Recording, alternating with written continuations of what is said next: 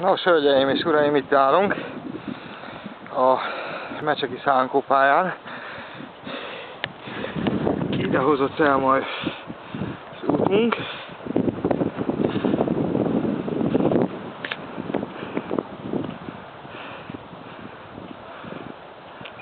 Fantasztikus terepfutás a felhőben.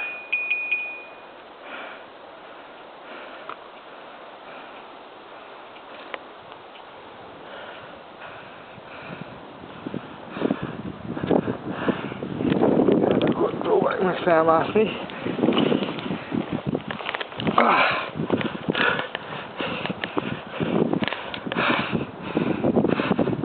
Innen azért szépet lehetne zúgni.